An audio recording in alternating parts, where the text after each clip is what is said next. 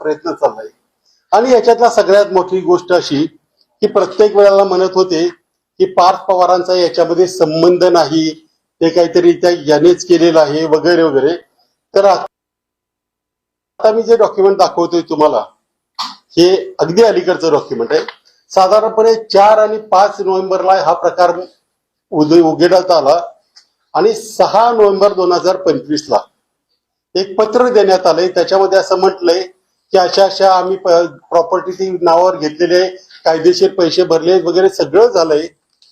आणि तरीही अजून पेपरमध्ये ज्या बातम्या येत आहेत त्यामुळे आम्ही व्यथित झालोय आणि आम्हाला त्या संदर्भात आम्हाला तुमच्याकडे काहीतरी सांगायचं असतं. जिल्हाधिकाऱ्यांना पत्र दिलेलं आहे आणि या पत्रावर जे नाव आहे ते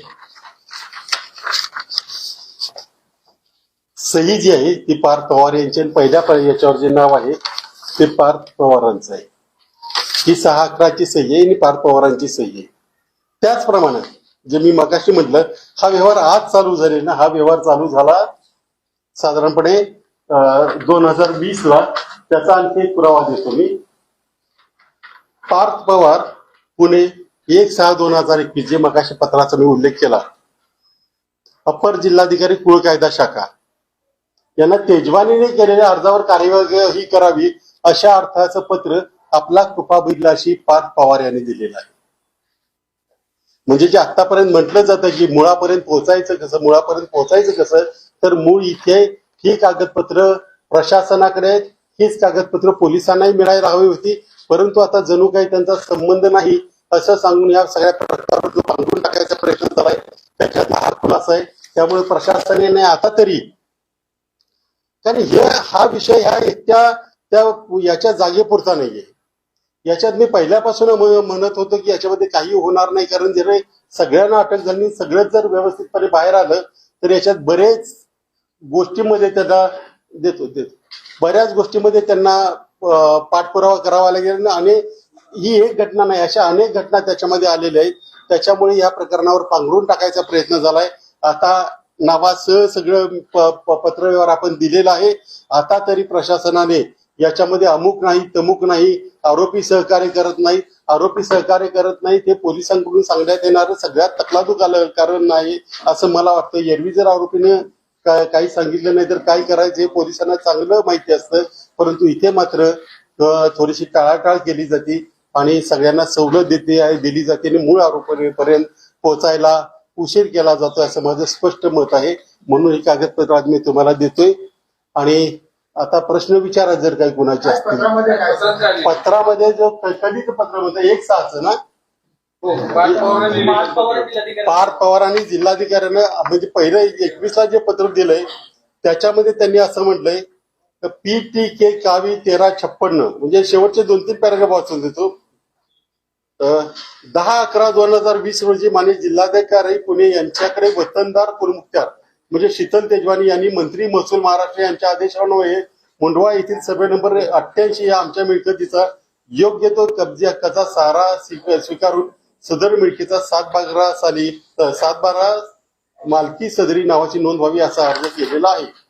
सदर अर्ज जिल्हाधिकारी कार्यालयाने तहसीलदार हवेलीकडे 15/12/2020 रोजी वर्ग केला. सदर अर्जातील मिळकतीनुसार अनुशोधून जिल्हाधिकाऱ्याकडे सादर करावा असा जिल्हाधिकारी यांनी आदेश पारित केलेला आहे. आतापर्यंत सगळे जिल्हाधिकारी म्हणत होते की आम्हाला काही माहिती नाही, यापूर्वी हे प्रकरण वर कधी आलंच नाही, खालच्या खाली सगळं चाललंय.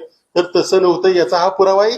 आणि याचा आणखी पुरावा हा कालची जी तुमची ही नोट होती, ज्याला रिमांड नोट होती, त्याच्यामध्ये त्यांनी केलेला आहे. तो खुलासा माझा नाही, हेच त्या रिमांड नोट मध्येही म्हटलेलं आहे. त्याच्यामुळे विजय कुंभार म्हणतो याच्यातला भाग नाही हे त्याच्यामध्ये. परंतु 15/12/20 पासून आज पावेतो सदर अर्जासंदर्भात काही कामकाज झालेले नसल्याने वतनदार कुलमुखत्यार यांच्यातर्फे प्रस्तुत अर्ज दाखल केलेला आहे. तरी आपणास विनंती की 10/11/21 म्हणजे PTK म्हटला तो रोजी दाखल प्रकरणाची तात्काळ सुनावणी करून 10/11/20 मधील अर्जात नमूद केल्याप्रमाणे वतनदारांतर्फे कब्जे हक्काच्या साऱ्याची रक्कम भरून घेऊन मिळकतीच्या 7/12 रेकॉर्डला नोंद करण्यात यावी. हे पार्थ पवार यांनी 2021ला दिलेले पत्र.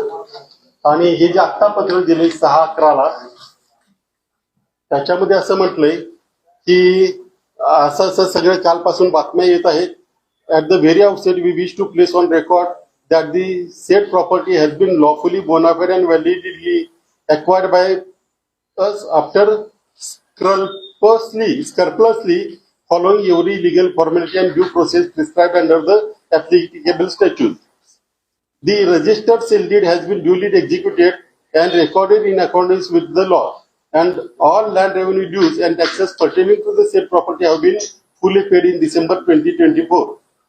However, to our utter shock and dismay, certain sections of the media as well as the few political personalities have recently begun circulating allegations imputing irregularities and suggesting fraudulent conduct in the relation of the said transaction. असं म्हणून त्यांनी भेटीची वेळ मागितली आणि ती त्यांना काही दिलेली असेल आपल्याला माहिती नाही काय ते. तर अशा रीतीनं याच्यामध्ये सगळ्यांची ही कागदपत्र शासनाकडे आहेत. शासनाने आपल्याकडच्याच कागदपत्रांची व्यवस्थित चौकशी करून सर्व दोषींना आणि योग्य त्यांना न्यायापर्यंत पोहोचवावं आणि इथून पुढे अशा प्रकार घडणार नाही याच्यासाठी काहीतरी मुख्यमंत्री आणि सगळ्या प्रशासनाने एक काहीतरी आखावं त्याच्या संदर्भात धोरण, अशी आमची मागणी.